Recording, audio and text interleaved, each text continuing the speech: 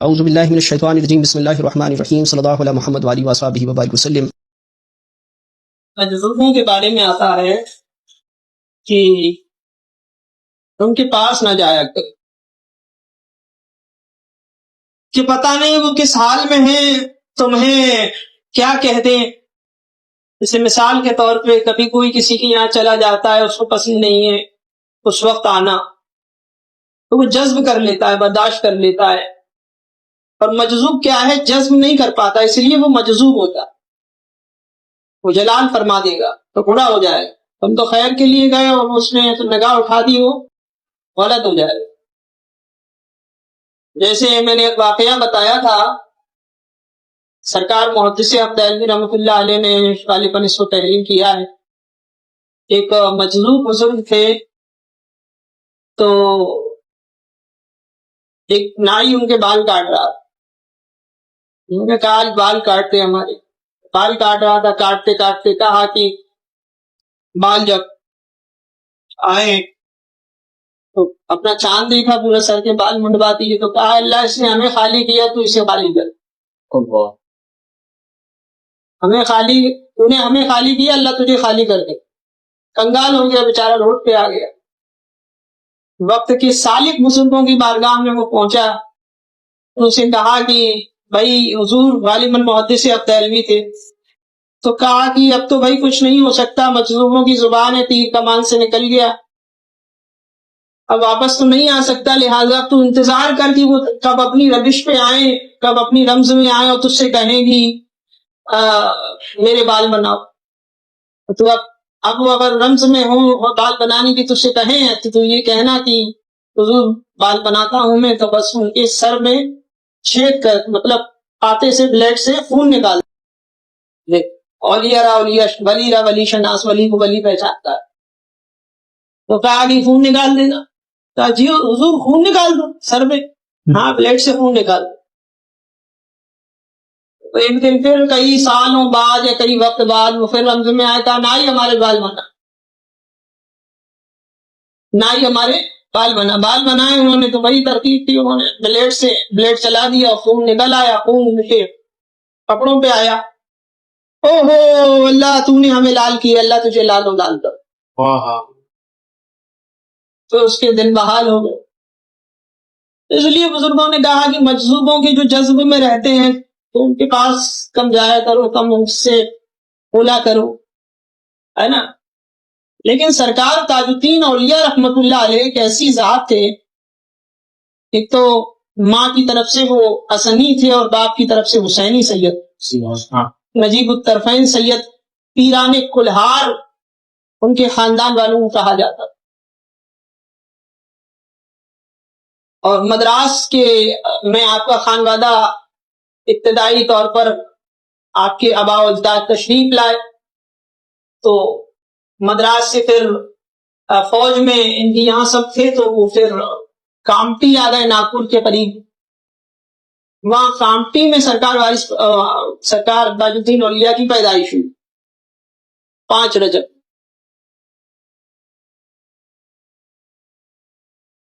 تو آپ جذب کی حالت میں بھی آئے کبھی، لیکن روایات میں آتا ہے کہ کبھی بھی آپ نے کسی کو بد دعا نہیں فرمائی، بلکہ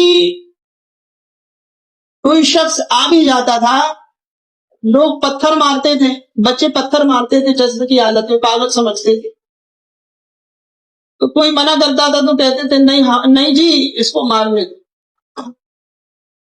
وہ بچوں کو پتھر دیتے تھے خود اپنے ہاتھ سے کہ ہمیں مارو۔ ایسے مجذوب بھی رہے، یہ سالک بھی رہے، ایسے وارث پاک کے اوپر بھی جذب کی کیفیت بھی ہوتی تو سالک کی بھی، اس لیے ان کی کوئی خلیفہ آپ کو نہیں ملے۔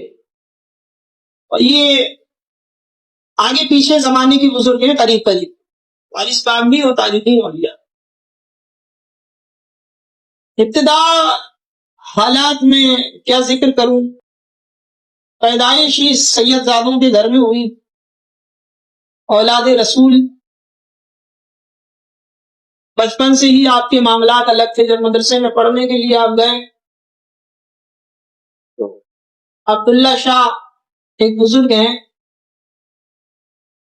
ان سے کہا گیا کہ وہ مدرسے میں پڑھ رہے تھے بابا تاج الدین، تو کل کے گئے تو دیکھا تاج الدین پڑھ رہے ہیں، تو کہا کہ مولانا کو بلایا، استاذ تم کا ادھر آئیے۔ وہ ایسے مجذوب تھے، وہ بھی مشہور تھے اللہ کی ولی، کوئی اللہ کا ولی بلائے تو وہ استاذ قریب گئے کہ جی حضرت فرمائیں، تاکہ اس بچے کو کیوں پڑھا رہے ہو؟ تو اصل سے پڑھ کے آئے، تو پڑھے پڑھائے تو کیا پڑھا رہے؟ انہوں نے پھر سمجھ لیا کہ اتنا بڑا ولی جب کوئی بات کہہ رہا ہے تو کوئی معمولی بچہ یہ نہیں ہے۔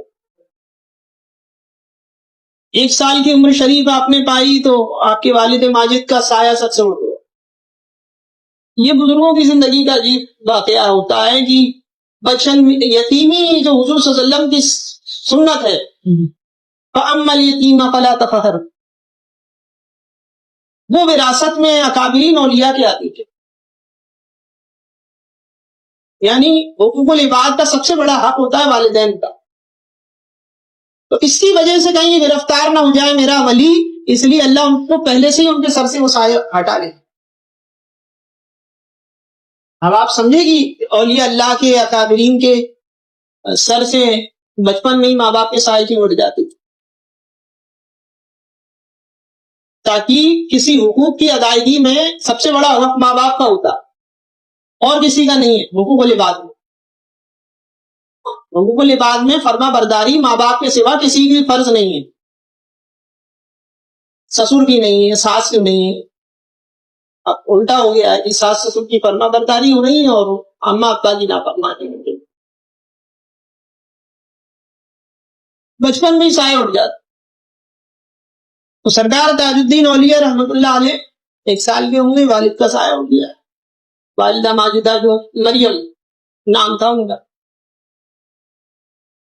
وہ بھی سیدہ تھی، امام حسن کی اولاد، امام حسن کی اولاد میں سے نہیں، امام حسین کی اولاد میں سے، اور یہ حسن عسکری کی اولادوں میں سے سرکار تاج الدین۔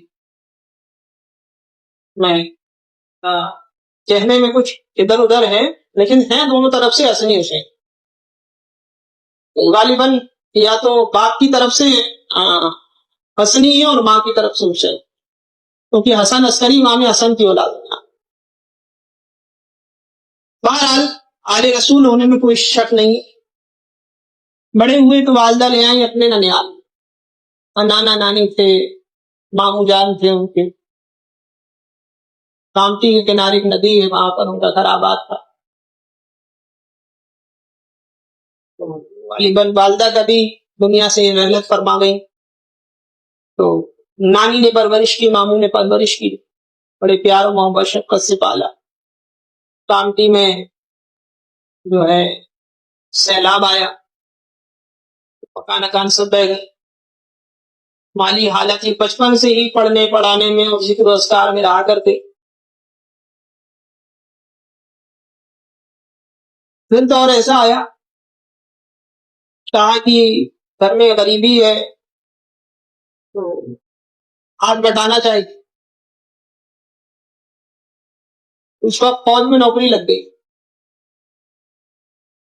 فوج میں پرسنالٹی اچھی تھی، کبھی 6 فٹ کے تھے آپ، لمبے چوڑے ایک دم تاج الدین اولیاء۔ ویسے بھی اولاد رسول، شجاعت تو بہادری تو وراثت میں خاندان سے مولا کائنات سے۔ علی کے گھر کا ہر بچہ جہاں پیدا ہوا شیر خدا معلوم ہوتا ہے۔ اس سے کہا کہ ہم فوج میں نوکری کریں،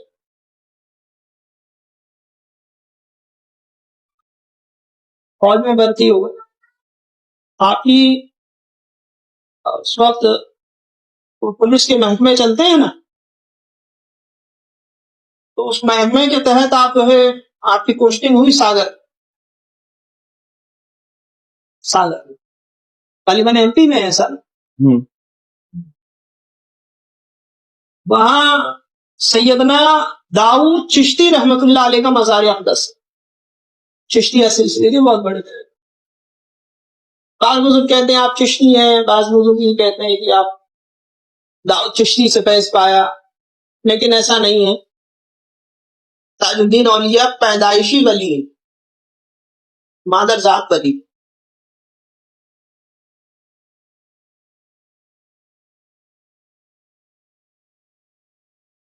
سروس ہونے لگی, سروس کرنے لگی نوکری میں. اس وقت جنگ کے حالات تھے, ان کو اسلحہ خانہ ہوتا ہے اس میں رکھا گیا, نوکری لگائی. تو ان کا جو چیف ہوتا ہے اس نے دیکھا اور دیکھ کر گیا, تاج الدین سب دیکھ رہے تھے بابا صاحب. آگے گئی اس کی گاڑی تو جنگلوں سے گزری تو اس نے دیکھا کہ وہاں تاج الدین نماز پڑھ رہے. وہ حیرت میں پڑ گیا کہ ابھی تاج الدین کو اسلحہ خانے میں ڈیوٹی دے رہے ہیں اور یہ تاج الدین کون ہے. اتر کے گیا, پہلے تو اس نے چیک کیا کہ اس نے جنگل میں کون نماز پڑھ دیا, تو دیکھا تو تاج الدین ہو گیا. پھر دوڑ کے گیا, اگر یہ تاج الدین ہے تو وہاں کو پہنچے, دیکھا وہاں سرکار تاج الدین اور کہا جی آپ یہاں ہو تو وہاں کون ہے. تو کہتے ہیں ہاؤ جی اب ہم سے دو نوکریاں نہیں ہوگی. ہاؤ جی ہم سے اب دو نوکری نہیں ہوگی. ہاؤ جی تاج الدین اب دو نوکری نہیں کرے گی. آفیسرس نے بہت کچھ کہا, سمجھایا بابا تاج الدین کو کہ مان جائیے, ابھی آپ کے پرموشن کا وقت ہے اور آپ کو عہدے بڑے ملیں گے, منصب بڑے ملیں گے. تو داؤد چشتی رحمۃ اللہ علیہ کی بارگاہ میں آپ کو الہام ہو چکا, عاطف غیب سے آواز آئی کہ تاؤ اتنی عبادت کی, بتاتے ہیں بستر کے اندر 2 سال آپ نے بغیر کچھ کھائے بھی عبادت. تو آپ کو الہام ہوا کہ تاج الدین مانگو, کیا مانگتے, آپ نے جواب نہیں دیا. پھر الہام ہوا, پھر الہام ہوا, تیسری مرتبہ جب آپ کنفرم ہو گئے کہ یہ شیطانی وسوسہ نہیں ہے, تب آپ نے کہا کہ اللہ میں تجھ سے تجھی کو مانگتا ہوں, کہ اللہ میں تجھ سے تجھی. اب یہاں سے یہ بات سمجھ میں آتی ہے کہ اولیاء اللہ کسی چلے وظیفے یا تسخیر معقلات یا تسخیر نعت یا دنیا کے حصول کے لیے کچھ نہیں کرتے. ان کا ہر قول, ہر فعل, ہر عمل میں للہیت ہوتی, للہیت ہوتی. اور اسی لیے وہ اللہ کے ولی ہوتے. ولی وہ ہو ہی نہیں سکتا جس کے دل میں دنیا ہو, جس کے دل میں چاہتے دنیا ہوگی. فلاں صاحب ہم سے خوش ہو جائیں, فلاں صاحب ہم سے راضی کیوں ہیں, فلاں صاحب ہم سے ناراض کیوں, اس کو کوئی پرواہ نہیں ہو. روٹتا ہے تو روٹ, بنتا ہے تو بند, نہیں بنتا تو جا تو اپنا کام کر. جو کرنا ہے اپنی مرضی میں جیتا ہے, خوف ہو کے جیتا ہے اللہ کو. تو کیا کہہ رہے تھے, اللہ سے اللہ کو ہی مانگ لیے. تو آفیسرس نے کہا کہ ابھی آپ کو بہت کچھ ملنا ہے, عہدہ ملنا ہے, بڑے پرمیشن ہوگی. اور کو کہا کہ تاج الدین کی, آؤ جی تاج الدین کی جو ترقی ہونا تھی وہ تو ہو گئی. وہاں سے پھر آپ نے نوکری چھوڑ دی, جنگلوں میں رہا کرتے تھے. نانی صاحبہ کو بلایا گیا آپ کی کہ آئیے خبر لیجیے, آپ کے نواسی جنگلوں میں چلے جاتے, کہیں غلط کھیلوں میں تو نہیں پڑ گیا. نانی صاحب آئی, نانی جان نے دیکھا, انہوں نے سوچا کہ کہیں اس میں کوئی چکر مکر تو نہیں ہو گیا, تو آپ معلموں علاج کرنے والے عاملوں کے پاس لے گئے. کیا پتا تھا یہ بچہ نہ جانے کتنوں کو شفا دے گا اللہ کے حکم سے.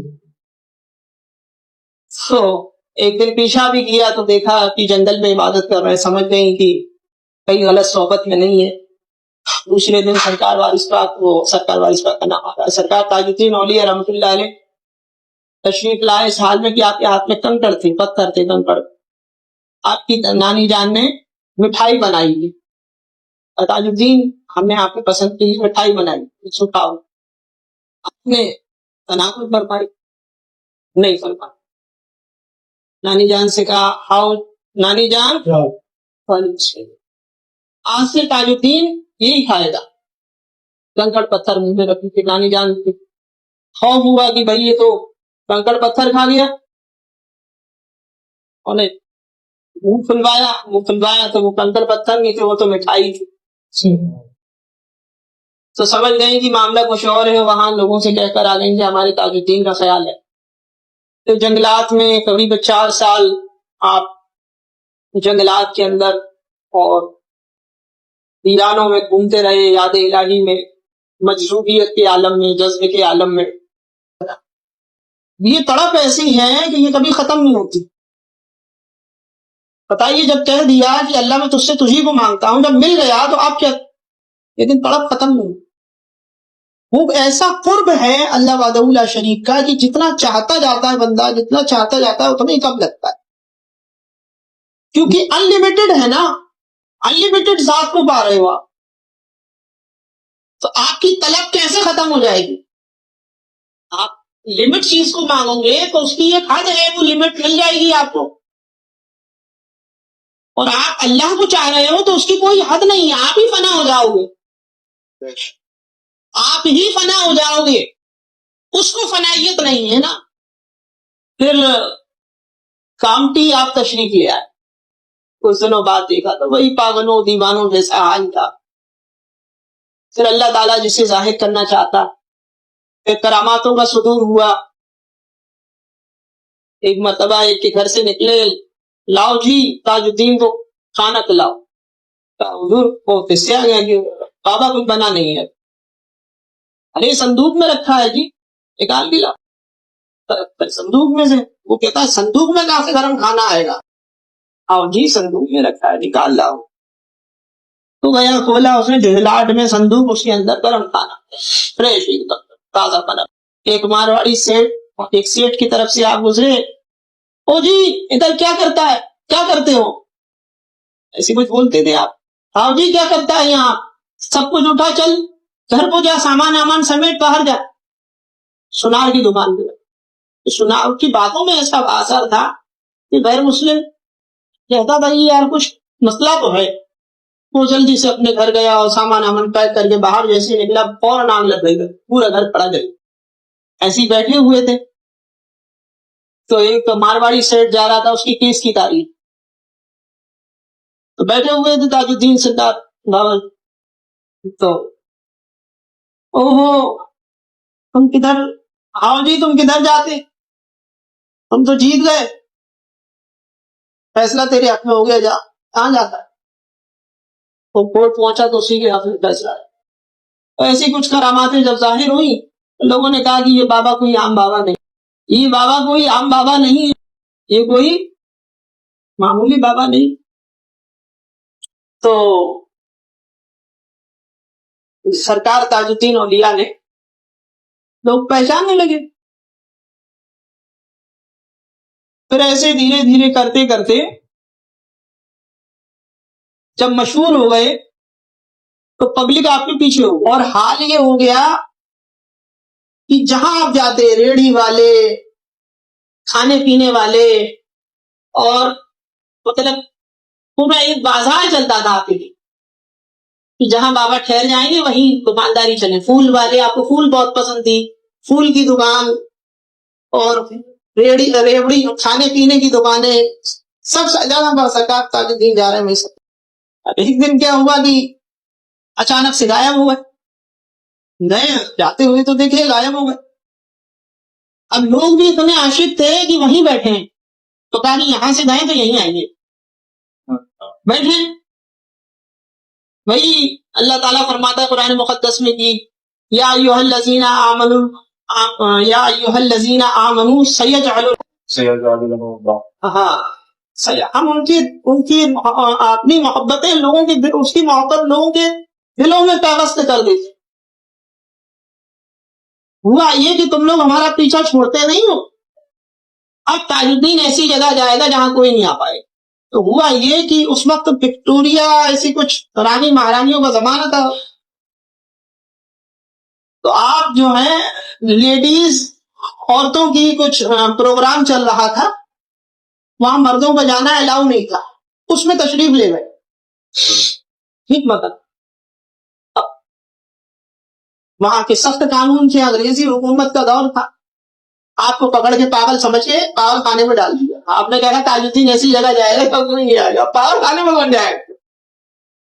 16 سال سرکار تاج الدین اولیاء پاگل خانے میں رہے، پاگل تھے اس لیے نہیں۔ تو ہوا کیا، دیکھو وہاں بھی ہوا کیا، سرکار تاج الدین اولیاء رحمۃ اللہ علیہ پاگل خانے تو چلے گئے، اب وہی بات کہ لوگوں نے وہاں بھی پیچھا نہیں چھوڑا، تو جب سرکار نے دیکھا کہ لوگوں کا ہجوم آ رہا ہے, پاگل خانے اکٹھا ہو رہا ہے, تو سرکار نے اس وقت 1 روپیہ فیس رکھ دی. اس زمانے کا 1 روپیہ آج کے زمانے کا قریب 10,000 روپے ہو, قریب 10,000. اب دیتے تھے لوگ, اور وہ بھی وقت دیا جاتا تھا. اتنے وقت میں جیسے ٹکٹ لگتا ہے نا, ٹکٹ رکھ دیا.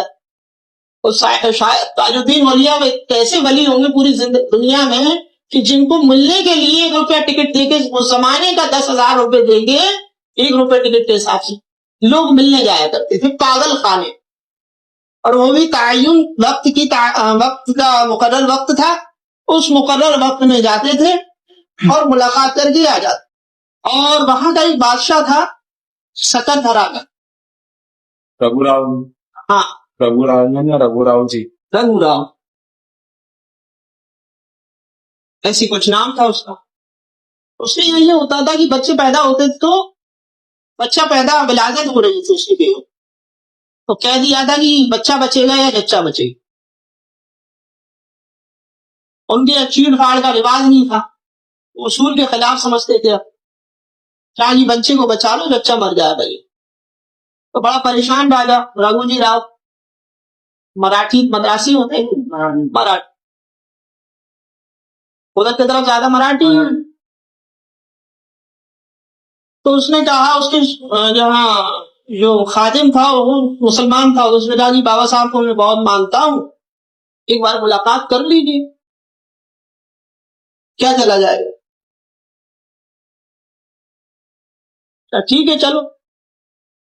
بعد راجا وہاں پہنچا, جیسے ہی پہنچا وہ کچھ کہتا, اس سے پہلے وارث پاک نے کہا ہاں جی یہاں کیوں رہتے, جاتے گھر جاتے شہنائی بجاتے, جچہ کو بھی خوب پاتے بچے کو بھی خوب پاتے. اس نے کچھ کہا بھی نہیں. پاگل خانے میں ملنے گیا راجا راگو جی راؤ, جچہ کو بھی سلامت پاتے اور بچے کو بھی سلامت. وہ پہنچا تو وہ شہنائیاں بج رہی تھی, صاحب بچہ بھی صحیح اور جچہ بھی صحیح. اب اس کی عقیدت بڑھ گئی. اب پاگل خانے میں ایسے ایسے کیسز آئے, پاگل خانے 16 سال رکھے, 16 سال. سوچو ذرا, ہو جائے گا پاگل خانے, لیکن عشق الہی مخلوق نہیں چھوڑ رہی. تو اس لیے بہت سے اولیاء اللہ اپنے آپ کو ظاہر نہیں کرتے. اولیاء اللہ اپنے آپ کو ظاہر نہیں کرتے, دنیا کے طالب نہیں ہوتے, وہ اللہ کے طالب ہوتے سے. ان کو مطلب نہیں ہے سیٹھ جی سے, ان کو مطلب نہیں, ان کی جیبوں پہ نظر نہیں ہوتی, جیب کے پیچھے جو دل ہے اس پر نظر ہوتی ہے. ایک پیر وہ ہوتا ہے, ایک ولی وہ ہوتا ہے جو جیب کو دیکھتا ہے, اور دوسرا جو ولی, وہ ولی نہیں ہوتا جو جیب کو دیکھے. لیکن ولی بھی جیب کی طرف دیکھتا ہے, لیکن جیب کے پیچھے جو دل ہے اس کی طرف دیکھتا ہے. جیب کے پیچھے جو دل ہے اس دل کی طرف دیکھتا ہے, اس کی مجائی ستھرائی صفائی کرتا ہے, اور پھر اس میں عشق الہی کا نور بھرتا ہے, رسول اللہ صلی اللہ علیہ وسلم کی محبت بھرتا ہے, پھر اس کو اللہ کے راستے پر لاتا ہے. تو صالحین کے معاملات یہ ہوا کرتے, وہ کبھی طالب دنیا نہیں ہوتا کہ لوگوں کا ہجوم ہمارے پیچھے بھاگے, لوگ ہم سے متاثر ہو جائیں, ہمارے ہو جائیں, اس کو طلب نہیں ہو.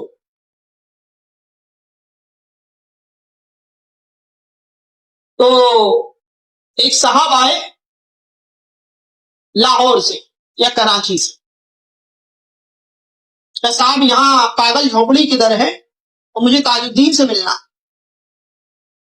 پاگل جھونپڑی کہتے تھے تاج الدین اولیاء اس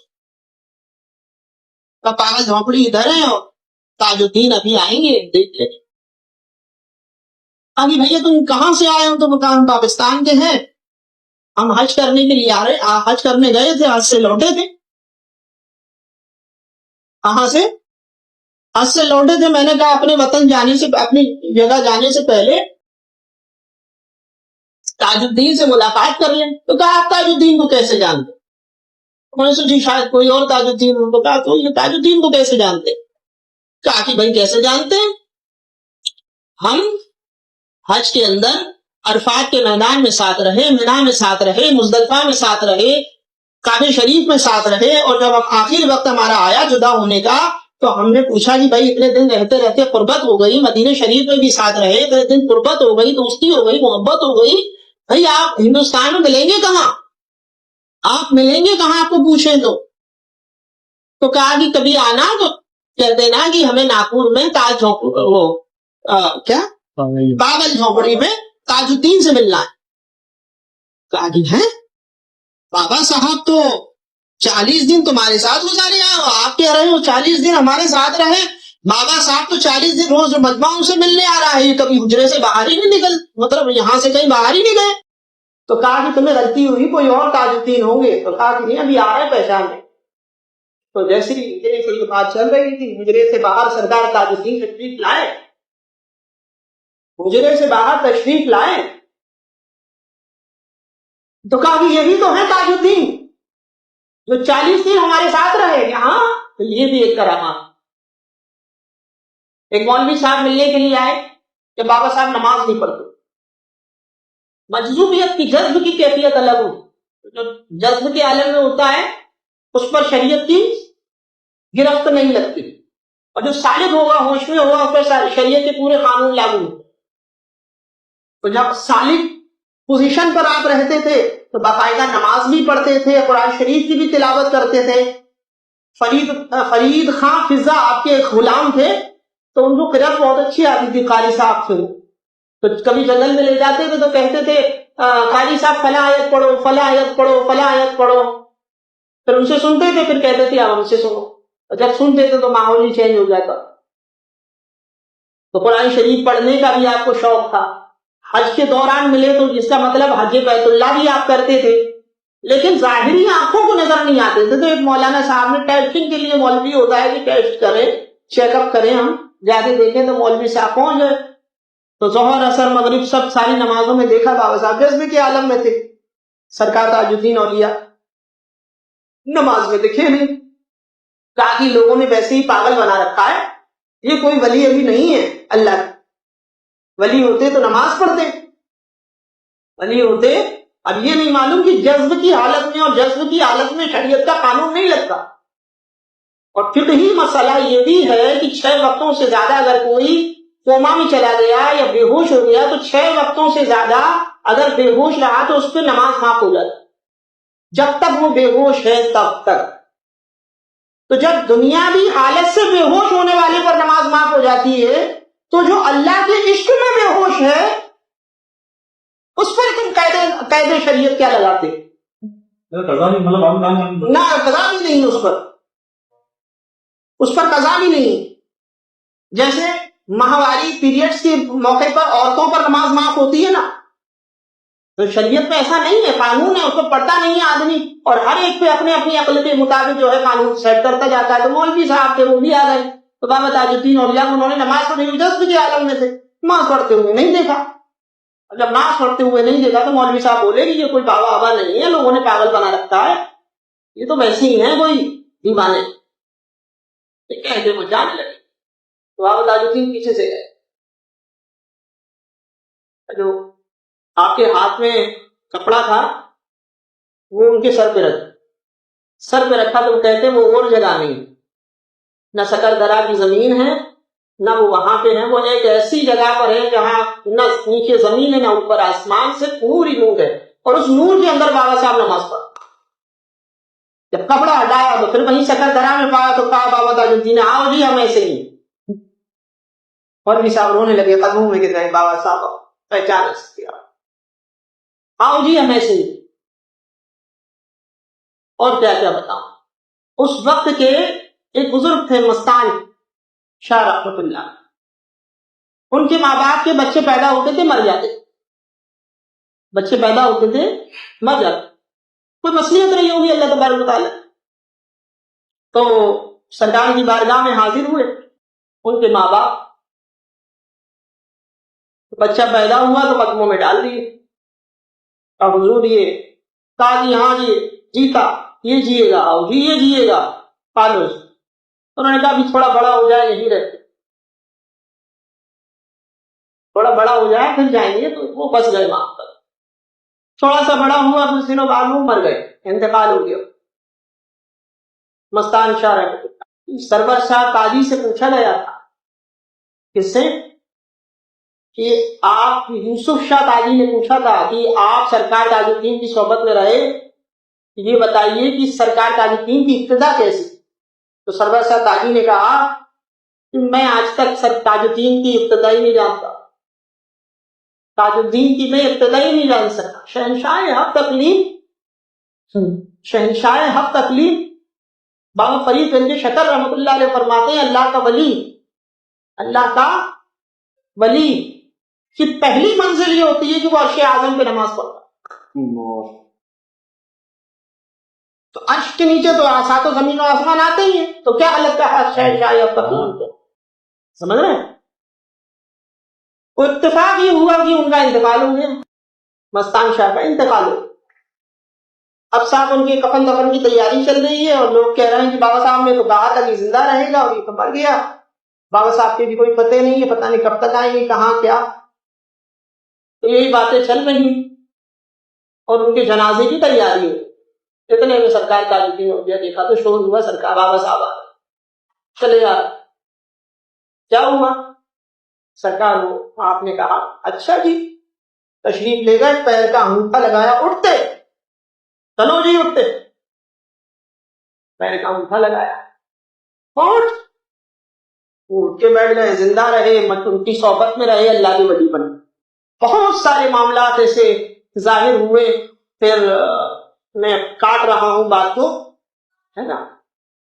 ایسے ہی وہاں ایک بزرگ ہیں بغدادی شاہ رحمۃ اللہ علیہ، اپن گئے تھے جن کے مزار گئے تھے، وہ حوض بنا تھا، وہ بہت بڑے عامل تھے، تو وہ بھی سرکار تاج الدین اولیا کبھی کبھی ان کے پاس بھی چلے جاتے تھے، لوگوں کا ہجوم اتنا لگ جاتا تھا، بگی میں بیٹھ کے آ جاتے تھے، وہ بگی آج بھی رہتی تاج پوش کی، تو وہ اکٹھا ہو جاتے تھے لوگ باغ، تو جانے نہیں دیتے تھے کہ سرکار آج جائیں گے، دیکھتے جلال آ گیا، نہیں ہم جائیں گے، لوگ کہہ رہے نہیں جائیں گے، تو لوگوں کی محبت یہ کہ بگی کے آگے سب لیٹ گئے۔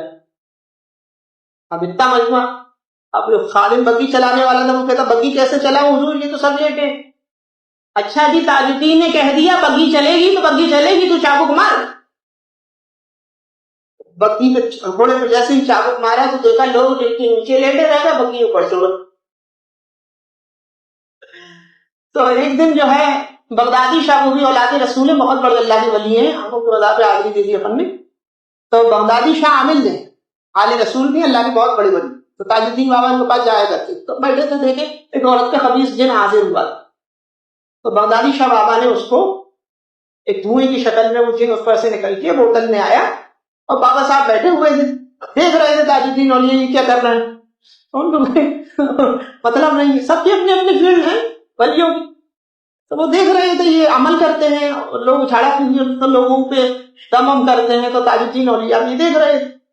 تو بغدادی شاہ بابا نے وہ جن بوتل میں اتارا، ڈھکن لگایا، اور بابا تاج الدین کو پکڑا دیا، لیجیے حضور آپ سنبھالیے۔ تو تاج الدین بابا نے کچھ نہیں کری، یہاں دوایا اور اپنے خادم سے کہا چلتے جی، بگی تیار ہوئی، چلے تو کہیں جا کے ٹیلے نیلے پہ لے کے بوتل ہی بھر کے پھیلی، اور وہ بوتل ٹوٹی ہے، وہ خبیث جن۔ تو خادم نے کہا حضور یہ تو بڑا شریر اور خبیث جن تھا، آپ نے اس کو آزاد کر دیا۔ کہا کہ بغدادی شاہ جو بوتل میں قید کرتا ہے، تاج الدین آگے پیچھے لیے گھومتا، تاج الدین آگے پیچھے لیے گھومتا ہے، بڑے مسئلے تھے۔ پھر ہوا یہ کہ پاگل خانے 16 سال رہے، 16 سال پاگل خانے رہے سرکار تاج الدین اولیا، اور ایک وقت وہ آیا کہ جب بادشاہ راجا کو ان کی عظمت کا پتہ چلا، تو اس نے سرکار سے سفارش کی کہ میں ان کو لے جانا چاہتا ہوں پاگل خانے سے۔ تو اس وقت 1 لاکھ روپے سرکار نے رکھے، سوچو اس وقت کی 1 لاکھ روپے، راجا تھا، اس نے ادا کر دیا، وہ شان و شوقت کے ساتھ سرکار تاج الدین اولیا کو بھی سکر گھرا لایا، پھر وہاں آپ رہنے لگے۔ مختصر یہ کہ جہاں آپ کا مقام ہے اس مٹی کو آپ نے سونگا جی، بڑی اچھی خوشبو آتی ہے، تاج الدین یہی آرام کرے، لکڑی لی اور ایک جھنڈا گاڑا جہاں پرچم کشائی آج ہوتی ہے، اس کے موقع پر تاج الدین کا جھنڈا یہی گڑے۔ پہلے تو کہہ رہے تھے پاگل خانے کے لیے کہ قیامت تک تاج الدین یہاں سے نہیں جائے، پھر اللہ کی مشیت۔ تو کرامات اور واقعات اصل ولایت کی دلیل نہیں ہے، یہ بھی سن لو، یہ تو اللہ تبارک و تعالیٰ جس کو ظاہر کرنا چاہتا ہے اس کے کرامات کا صدور ہو جاتا ہے۔ ورنہ فرعون جب چلتا تھا تو دریائے نیل استدراج کسے کہتے ہیں، میں نے ابھی درس سے پڑھا رہے ہیں تو اس نے بتایا تھا، ارحاس کسے کہتے ہیں، کرامات کسے کہتے ہیں، معجزات کسے کہتے ہیں، استدراج کسے کہتے ہیں، یہ سب الگ الگ چیزیں۔ اللہ کی ذات سے قدرت کا ظہور ہوتا ہے۔ استدراج کیا ہے، ارہاس کیا ہے، قبل نبوت جو چیز سر کا عادت ہو اسے کیا کہتے ہیں۔ تو اللہ اگر کرامات ہی مان لی جائے کہ ولی اللہ سے پہچان یہ کہ ان سے کرامات ہوتی ہے، تو پھر آپ کیا کہو گے کہ جب فرعون دریائے نیل سے چلتا تھا، فرعون جس نے اپنے خدا ہونے کا دعویٰ کیا دریائے نیل سے چلتا تھا، تو اس کے ساتھ دریائے نیل کا پانی چلتا تھا، اور جہاں وہ رک جاتا تھا دریائے نیل کا پانی وہیں جم جاتا تھا، پتھر کی برف کی طرح۔ اس نے سمجھ لیا کہ میرے اندر پاور تو ہے، اس لیے میں کچھ ہوں۔ نمرود تو کیا آپ اس کو معاذ اللہ رب العالمین کرامات کی بنا پر اللہ کا ولی مان لیں گے؟ وہ ولی تو چھوڑ، مسلمان بھی نہیں ہے، کافر ہے، خدا ہی دعویٰ کرنے والا ہے۔ نمرود اس کے پاس یہ معاملہ تھا کہ جب وہ بات کرتا تھا، درس دیتا تھا، تو درخت کے سائے میں بیٹھتا تھا، اس سائے کے تنے بڑھتے چلے جاتے، تو جتنے بھی لوگ آتے چلے جاتے تھے اس میں بیٹھتے چلے جاتے، اور وہ تنا بڑھتا چلا جاتا، حتیٰ کہ لاکھوں لوگ ایک درخت کے سائے کے نیچے بیٹھ جاتے۔ شیطان تو کیا یہ کرامات ہوگی؟ تو اس سے کیا اس کو ولی مان لیا جائے؟ نہیں، کرامات ولایت کی دلیل ہرگز نہیں۔ بعض ولیوں سے کرامات ہوتی ہے، بعض ولیوں سے نہیں ہوتی۔ ابھی میں نے جیسا بتایا کہ وہ خود اپنے آپ کو چھپانے کے لیے پاگل خانے پہنچے۔ کوئی پاگل خانے کیوں پہنچے؟ تو ایک ہوتی ہے عادت، ایک ہوتی ہے عبادت۔ اصل بات کا مفہوم یہ ہے کہ ہر چیز کو اپنی عادت نہ بنائیں، عبادت بنائیں۔ ابھی ہم وظیفے پڑھ رہے ہیں، ذکر و اذکار کر رہے ہیں، اب بے چینی ہو رہی ہے، ان کو بھی ہو رہی ہے بے چینی، ان کو بھی بے چینی ہو رہی ہے جانے کی، کھانا نہیں کھایا کیوں بھیا، تو چیز ہو جاؤ تھوڑی دیر۔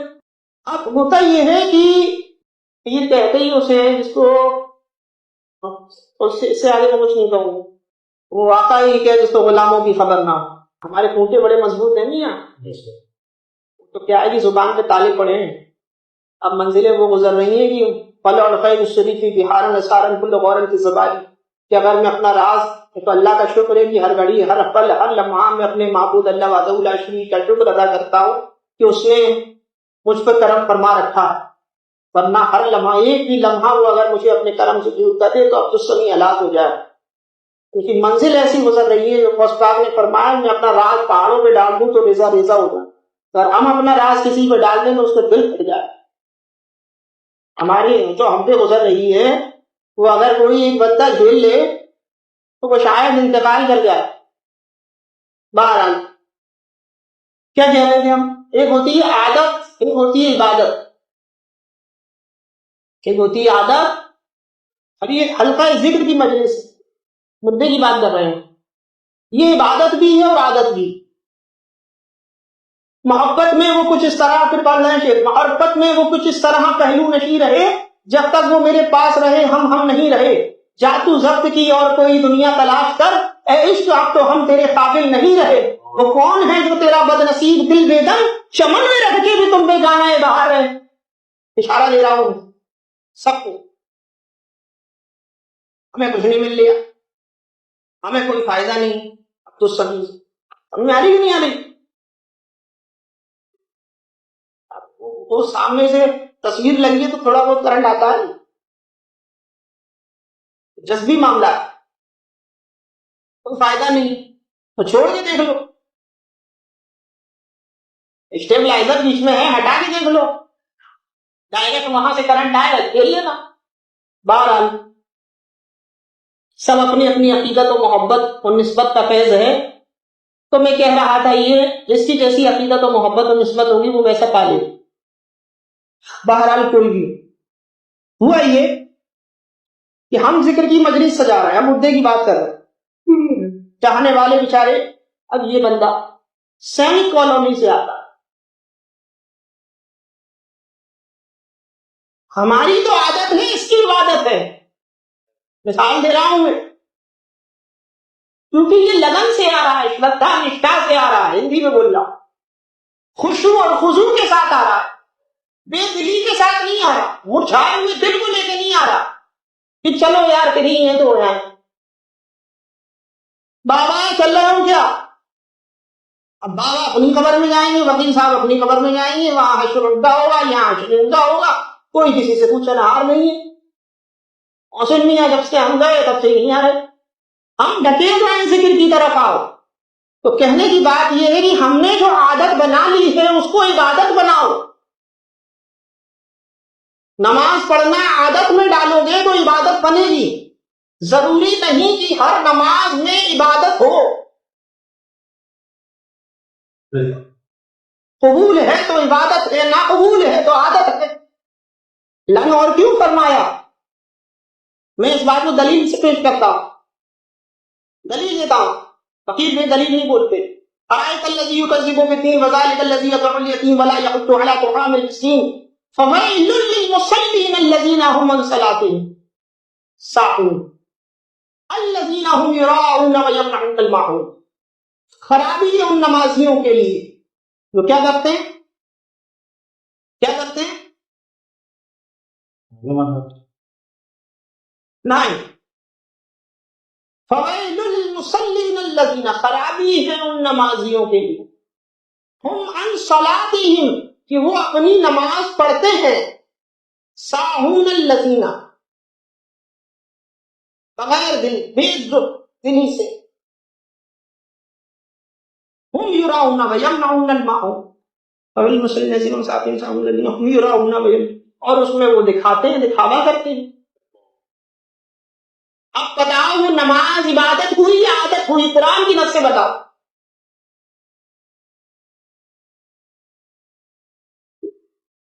تو پہلے تو مجھے یہ کنفرم کر دیں لوگ کہ میرے ذکر میں آنے کو وہ عبادت سمجھ رہے ہیں یا عادت سمجھ رہے ہیں۔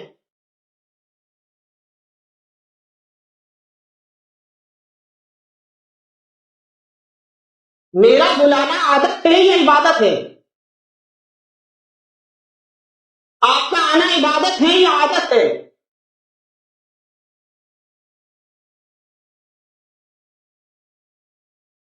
عبادت کو عادت مت بناؤ، عادت کے طور پہ نہ پڑھو۔ کہنے کا مطلب میرا یہ، عبادت کو عادت کے طور پہ مت پڑھو، بلکہ عبادت کو عبادت کی طرح پڑھو، عبادت کو عبادت کی طرح کرو۔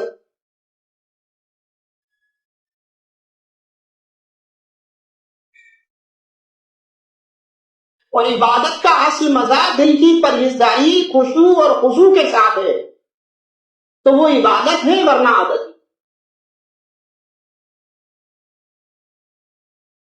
اور جب عادت سے آدمی پر نفس غالب آ سکتی ہے، یہ صوفیانہ پہلو بتا رہا ہوں، آپ نماز پڑھتے رہو پڑھتے رہو پڑھتے رہو، نفس غالب آ جائے گی آپ پہ، عادت میں آ گئی،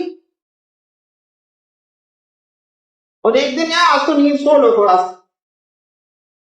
لیکن جب وہی عبادت کے لحاظ سے کرو گے تو خشوع اور خضوع دونوں ہوگی، تو تمہیں سستی کاہلی کچھ نہیں آئے گی، فوراً اپنے رب کے دربار میں حاضر ہو جاؤ۔ تو وہ عبادت کے ساتھ بناؤ گے تو عادت اچھی ہے، اور صرف محض عادت بناؤ گے، اس میں عبادت شریک نہیں کرو گے، خشوع اور خضوع شریک نہیں کرو گے، تو وہ عبادت نہیں، عادت ہے۔ حالانکہ اللہ اجر دینے والا ہے، عادت میں بھی ثواب دے دے گا، لیکن وہ تمہارا مزہ جو ہے، لذتیں، وہ حاصل نہیں۔ وآخر دعوانا الحمدللہ رب العالمین۔ کہنے سننے میں جو غلطی اللہ اسے معاف فرمائے۔ اور دوسری بات یہ کہ ذکر میں آیا کرو کہ یہاں بزرگوں کی توجہ روحانی پڑتی ہے، تم نہیں جانتے تمہیں کیا ملے گا، کیا ملتا ہے نا، اس لیے آیا کرو۔ اور میری باتوں میں بہت ساری چیزیں ایسی ہیں جو جملے سمجھ میں نہیں آ سکتے، تو جو نہیں سمجھ میں آئے وہ مجھ سے کلیئر کرنے خدا کے واسطے، حکم لگانے سے کریں۔ اللہ کا السلام۔